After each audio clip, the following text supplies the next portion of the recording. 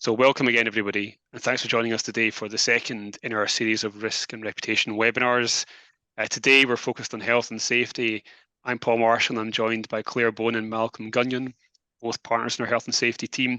Claire is based in Glasgow, Malcolm's based in Aberdeen. They both see a range of health and safety issues arising in their sectors. The team as a whole supports organisations and individuals to manage health and safety across the entire range of sectors.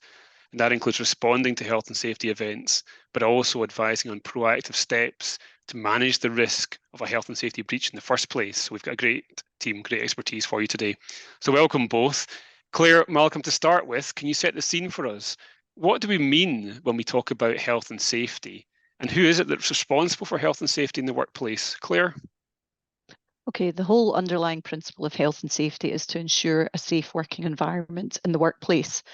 So far as businesses are concerned, that means that every business in the UK, regardless of size, regardless of sector, has a legal duty to ensure the health, the safety, and the welfare of its employees at work. Now, what does that mean in practice? That means providing a safe place of work, safe systems of working, providing suitable and sufficient work equipment to allow employees to do their work safely, and of course, providing them with sufficient information, instruction, and training, as well as supervision to allow them to work safely in that environment.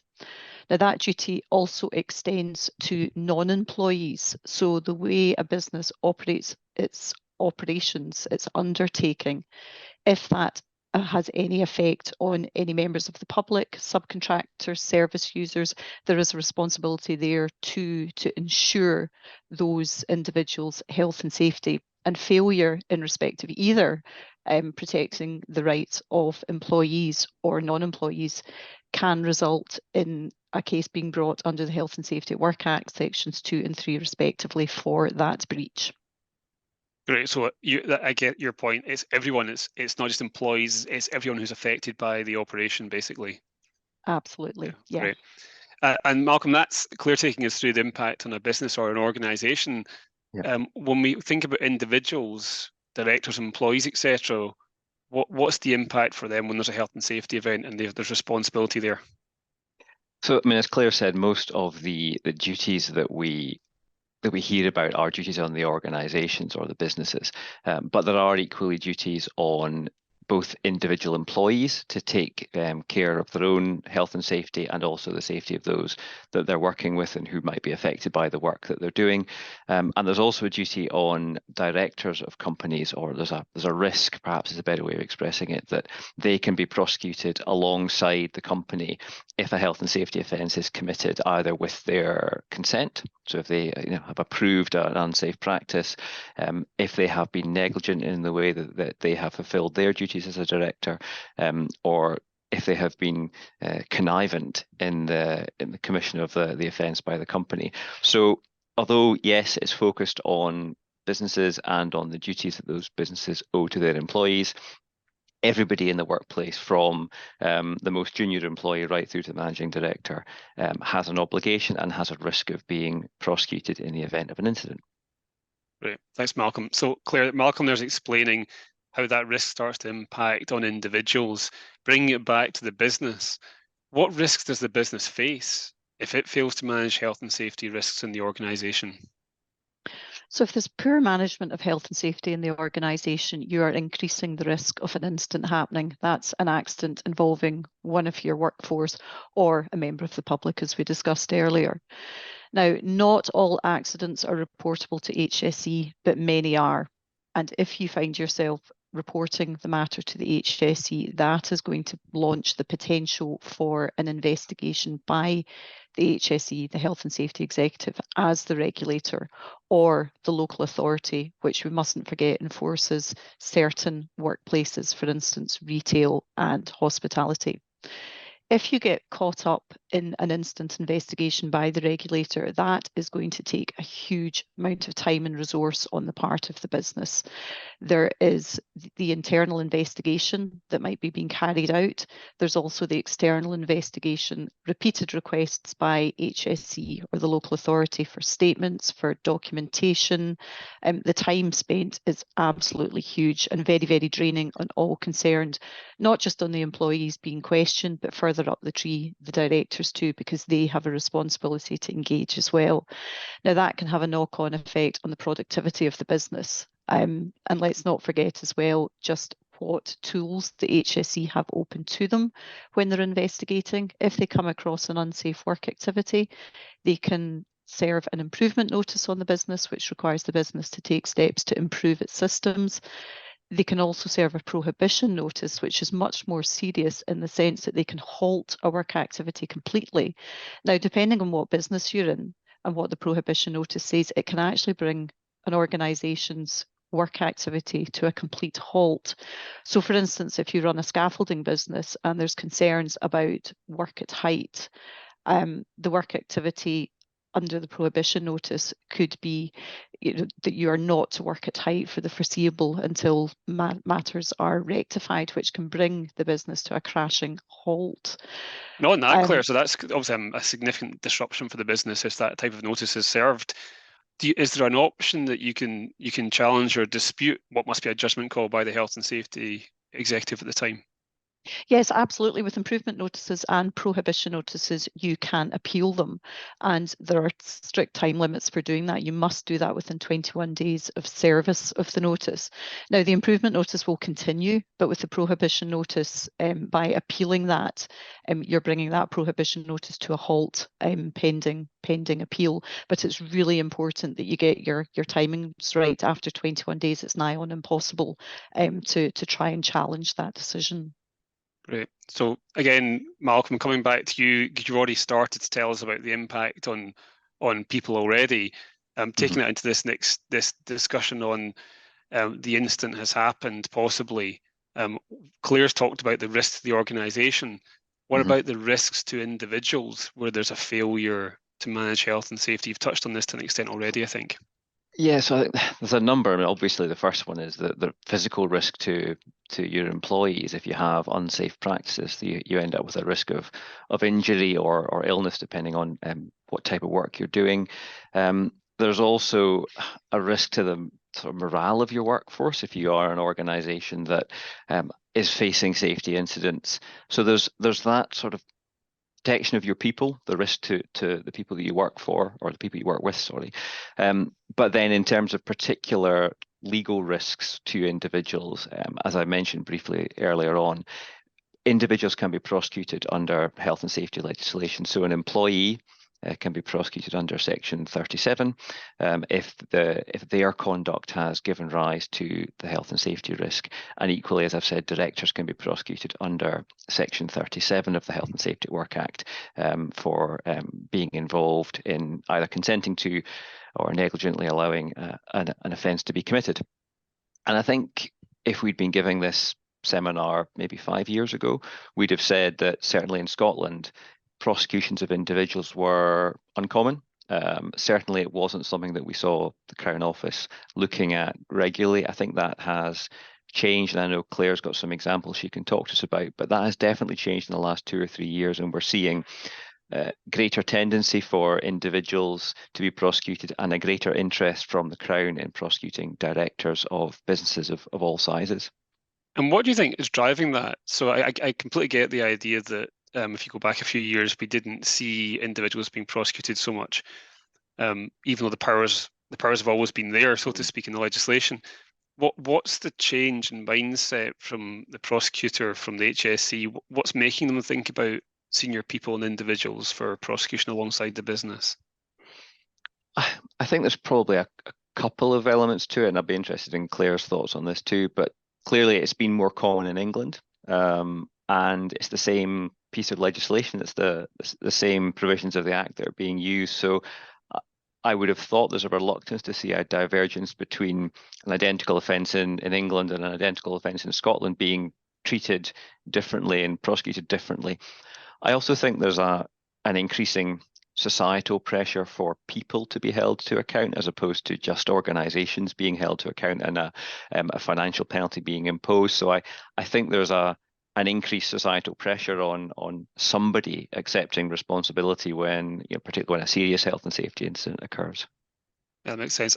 Thanks, Malcolm. And Claire, Malcolm was saying you've possibly got some examples. I know you need to be careful about what you say, but some recent examples that maybe point to some of the movement towards pursuing individuals that Malcolm talked about. Yes, absolutely. And I would agree with everything Malcolm says there about why we might be seeing more individual prosecutions. I think in the good old days, if that's what they were, people might be put on an indictment, on a charge, or might be threatened with that as a means to try and push the company into pleading. Your classic, if you plead, we'll let your employee out.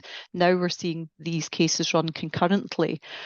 We've seen about 16 individual prosecutions in the last year. That might not seem a lot, but that's 16 employees or directors who have gone to work not expecting to find themselves, at the receiving end of an indictment and sitting in a dock with, a jury listening to what they may or may not have done. Certainly one particular case that I've been very heavily involved with over the last few years involved a managing director being prosecuted. So the Crown were never really very interested in the company. They honed in on him. Now, he was originally charged with culpable homicide, and it related to failings in respect of systems of inspection, maintenance, classic safe working environment type offences that could be adequately dealt with by, proceeding against the company. But in that case, that director was taken to trial. Now, thankfully, on the jury returning a verdict, they found him not guilty of culpable homicide, but did find him guilty of breaches of the Health and Safety at Work Act, and he received 12 months imprisonment. So there is a real risk there for individuals, whether employees or directors, that if they're not taking their responsibilities seriously and not doing them properly, that they do now really risk being on the receiving end of a criminal charge. Yeah, and as you say, really interesting, as you say, not only were the Crown sort of wanting to take forward the case against the individual, but the jury, albeit in a lesser offence, were still willing to find that person guilty of an individual offence. Actually, significant. Okay, so we know from what you've both said so far that if there's a health and safety failure, there's going to be significant repercussions. So that's a lot of that is the reactive responsive side we've talked about so far. Let's go back, Claire. What proactive steps can an organisation take to try and protect itself and manage against those health and safety risks arising? Okay, now this might sound quite trite and it is going back to basics, but having a good, robust health and safety management system is at the core of all of this. That's your base platform, and from that you can build a safer working environment with appropriate systems in place and a good, efficient workforce that are working safely. Whether you're in a large organisation with a sophisticated health and safety management tool, or you're a small organisation grappling with your responsibilities, there is still very useful guidance on the HSE website as to how to go about improving your health and safety management system. And the principle that's currently favoured, or the model that's currently favoured by the HSE, is the plan, do, check, act model, and that's frequently cited by the HSE when they're looking at this particular issue. I'll not go through it in any great length, but just the kind of outline points, and this requires buy-in at all times from the board of directors, I should say, as well, from senior management within the business. The first stage is to plan. That's your health and safety policy. What do you intend to do to ensure good health and safety standards? Now, that is a legal requirement to have a health and safety policy. It will set out how you're going to manage health and safety in the business and what the roles and responsibilities are of each person within that business, from the top all the way down. The next stage, of course, is to put that plan into action, the doing. You want to assess your risks, prepare your method statements, provide the tools to allow your staff to work safely. You also obviously then want to check that what you're putting into action is actually being implemented. It's all very well having shiny, robust policies, but if nobody is following them, what good are they? You're as well as having nothing. So you want to audit work activities, check that people are following the processes, and also react to any accidents or near misses. Is there any recurrent activities that are coming up again and again that require to be looked at, that changes need to be made? For instance, very often we'll see clients finding that PPE, protective personal equipment's not being worn on site? Does that require refresher training? Does that require toolbox talks? The act part is reviewing performance, and that allows you to determine if change is required. Now, reviewing your health and safety policy and your systems and revising them as required allows for that system of continual improvement, which is so vital when it comes to a good health and safety management system. Good leadership, as I said earlier, it's absolutely essential. This has to come from the board down, but it's also really important to bring your workforce with you, empower them, make them want to be part of a safe culture, and let them call out bad practices if they see them. Doing all of that is really going to help improve the health of your health and safety management system within the business. That said, we can't eliminate all risks. Accidents might still happen, but you're setting yourself on the best possible footing there. Great, that's clear. I want to come in a second to Malcolm on what you do next, but just something you said there which I thought was really interesting, the idea about making sure what you're doing is landing or engaging your people. So if you go right back to the beginning of having that plan, having that health and safety policy, I take it that the point then is you need to have something which is personalized or tailored to your own organization. We can't just go somewhere and produce a 10-page document that will apply to all organizations. Absolutely, it has to be tailored. Each organization, even within the same sector, is going to be so different in the way it's run, the way it's managed, how you interact with your workforce.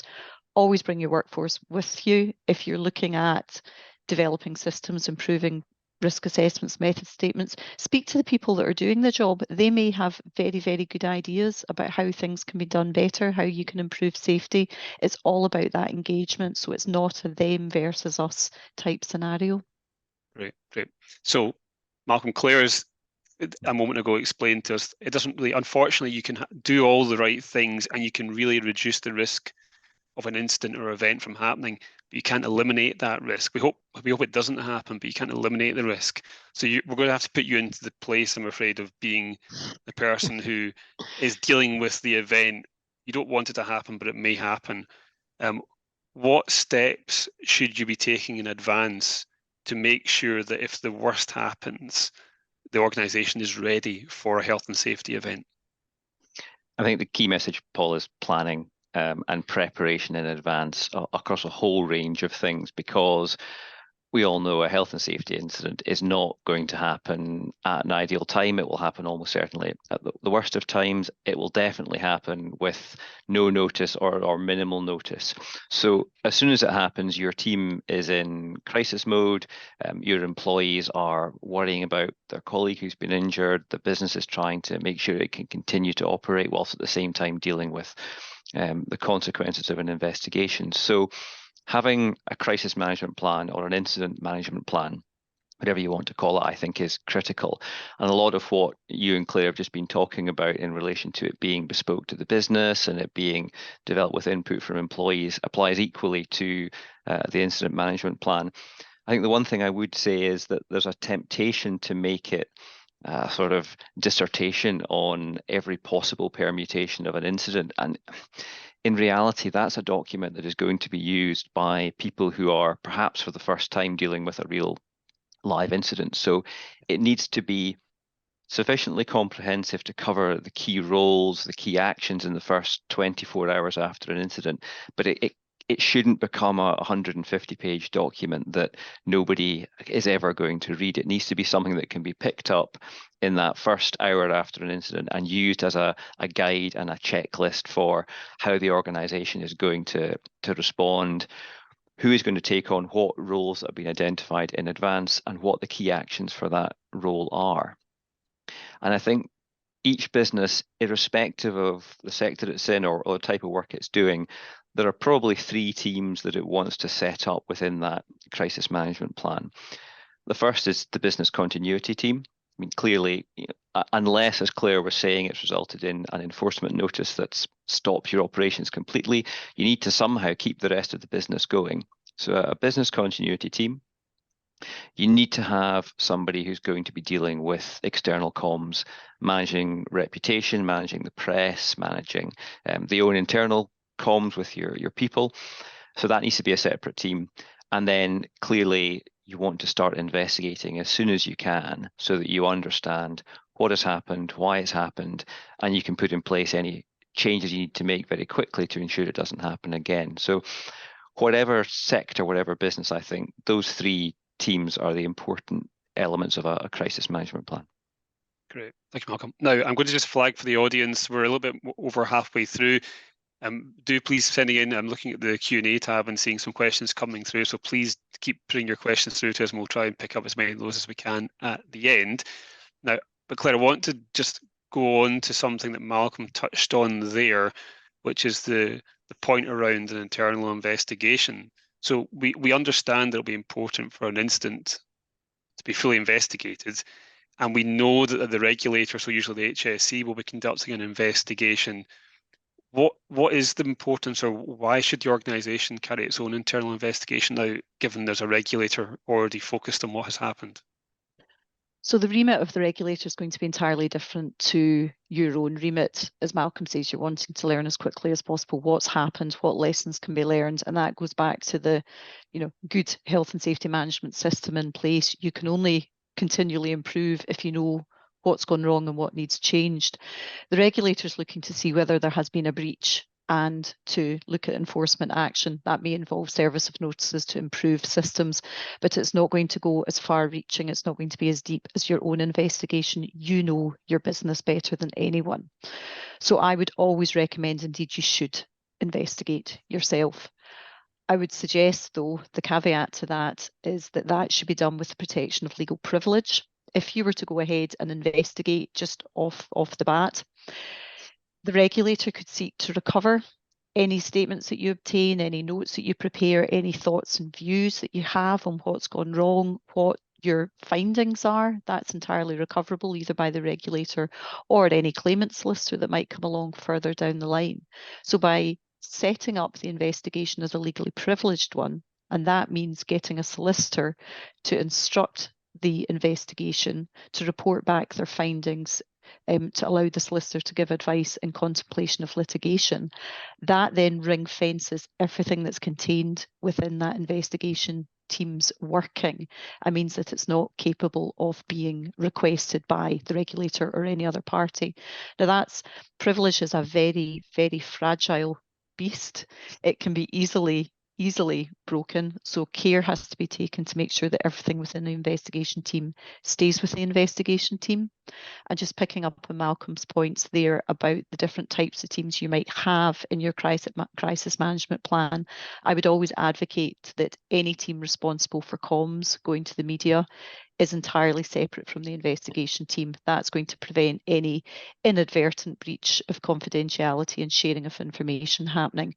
And also on a practical level, there's enough to do as an investigator or somebody liaising with the press. Make it easier on your teams, that they've got a clear remit and that they're not having to put feet in two camps. Great, Claire. Now, Malcolm, we know, and we've already touched on this to an extent, we know that a health and safety event or incident is going to carry a reputational risk for an organisation. Can you just break that down for us and tell us a bit more about how that reputational risk happens or impacts in practice? Yeah, so I mean, it's clearly the reputational risk of being identified as having poor health and safety. In the good old days, to use Claire's turn of phrase, that was probably being reported just in the newspapers. These days, we live in a 24-hour news cycle, and we live in the world of social media. So the ability for an organization's reputation to be damaged isn't just when it comes to the prosecution. This happens the minute an incident occurs. I had a case a number of years ago where a tragic fatality of a young person. That incident was on Twitter before the ambulances were on site. So it's not just thinking about how we're going to manage the outcome of an adverse prosecution. It's reputation management and an adverse reputational impact from the minute an incident occurs. Yeah, no, really, that's really clear explanation, Malcolm. Now, Claire, clearly a significant impact on reputation for the business or the organisation. how do you protect that reputation in these circumstances? Because you can't unwind the fact that the event has happened. So how do you protect the organisation going forward? You're absolutely right. You can't rewind. You also have no control of what others might say. So you have to decide what you want to do. What position are you going to hold publicly on this? Now, it may be that you're very limited in what you can say because there's investigations and potential proceedings ongoing. But I think you do need to decide at a very early stage how you're going to control the messaging, what messages are going to be to the media, and how's that going to be delivered. Now, that can only be decided on a case-by-case basis. I think you also have to be careful if you are going to the media. An apology is fine. Of course, it's fine to say you're sorry that something has happened, but don't go as far as making an admission or any statement of fact, because that can be founded against you further down the line. We do have the Apologies Act that's been in place since 2016, which prevents an apology being founded against an organisation, but that only extends to certain civil proceedings and doesn't extend to criminal or fatal accident inquiries. So my view is always, if you are going to make a statement and it's beyond a very brief, we're really sorry for what's happened, seek advice on that first. And the other thing just to mention as well in terms of reputation, that's very much external facing, but let's not forget the internal trouble that could be brewing if you don't take your workforce with you. We mustn't forget, if there has been an incident, the workforce are going to be affected. Somebody might have suffered horrific injuries or may have been fatally injured. That's going to affect those that worked with them. Make sure as far as you can that you keep them involved so that they're aware of what's happening. Now, again, there might be a limit to what you can say, but some form of engagement goes so much further than saying nothing. Otherwise, you run the risk of a disgruntled employee running to the media or deciding to say what they want on social media, and all your good work's undone. Yeah, absolutely. Now, Malcolm, earlier you touched on the idea that the impact on reputation isn't just when the case comes to court, and you were talking about how, I suppose, the means of reporting has changed over the years. We haven't yet really drilled into social media. I think we have to think about that for a moment. What's your view on the impact of social media in and around health and safety events and the aftermath of that? I think it has a positive and a negative. I think it can be a very useful source of regular updates for a business about, sometimes it's easy to get photographs from an incident site that are posted on social media. So it's a source of intelligence as the incident progresses. So it's definitely something that, from a positive sense, an organization should be looking at. The downside, as I've said, is that immediately these things are out in the public domain, mainstream media will likely report it in a pretty responsible way. That's certainly my experience. But it's the comment section on social media where a lot of the damage can be done. And I think what organizations have to think about is, do they have a policy around what their employees can post, either on the company's own forums or elsewhere? As Claire said, what do you do if you get a disgruntled employee who is then able to go and post comments on social media, perhaps putting confidential information out there? So there needs to be a thought about what your policy is, and also about what you're going to do with your own social media channels. Are you going to shut them down completely? Are you going to control access to them? So coming back to Claire's point, you don't have a risk of somebody posting something that is part of the investigation team that shouldn't be out in the public domain, or doing something that cuts across a public statement that's about to be made. So monitor it, use it for the positives it can bring, but make sure you think in advance about what controls you need to put in place to mitigate the risks it presents. Great, thank you, Malcolm. That's really helpful to look at social media in that way. Now, as someone once said, our time together is nearly up. So, final question for both of you, I think. Then I'll see if we can dip into some of the audience questions. But bring all this together. It's pretty clear from what you both said that you will want to have a team of people who are going to support you when you're managing health and safety risks in your organisation. So I wanted to get your views. What does that team look like in practice? Claire, do you want to start on that one? Okay, if I can maybe take the kind of investigation side, you want to identify your internal investigation team. Now that's going to involve somebody who has a health and safety role. Again, I'm very aware of the size of the organisation as to who that might be. You also want somebody senior who, has the voice of the board as well. But most important of all, I would suggest, to ensure this privilege attaches, is that you have whatever solicitor it is who has instructed the investigation guiding that process along. Now, that can be internal counsel or it can be an external solicitor. It doesn't matter which, as long as they are a solicitor fulfilling that role. Obviously, if you've got a regulator sniffing around, you're going to want specialist input from that, and that probably is where you would go for your external support. Great. We are struggling with time a little bit, down to poor chairing by me as usual. So I'm going to go into the audience questions, see if we can at least pull out one question before we sign off. Question: if there is one tip you can give a business facing a health and safety investigation, what would that be? Now, obviously, we've got lots of tips, but Malcolm, what's your top tip? Maybe ask Claire this as well, but what's your top tip, Malcolm? Remember that you have got time to pause and think before you leap into action, particularly if the HSE arrives at your door. You do have time to stop, think, check your plan, understand what you want to do before you act. Great. Claire, do you have another top tip that's not that top tip? Do you know, it was actually very similar. It was stay calm, take a breath. If the HSE are coming asking for anything, you have got the time. You're not expected to drop everything and just give them everything, without seeking advice. They know that. So they would expect you to take that time too. So yes, take a breath. Yeah. One of the things on that I think is always helpful for businesses and organisations to understand is that the whole health and safety framework is designed to provide safeguards for organisations in these situations. So it's almost setting out the rules that are going to make sure the regulator does the right thing, that you cooperate in the right way, but it's a good set of rules to protect you.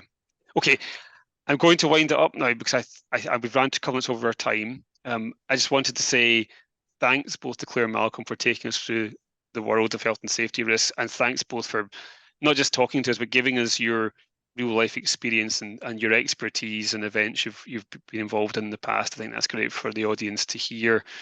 Thanks also to the audience for joining us today. Do look out for further information on your usual Brodies channels on our upcoming webinars. A couple of more reputation and risk webinars coming up soon, so please look out for that.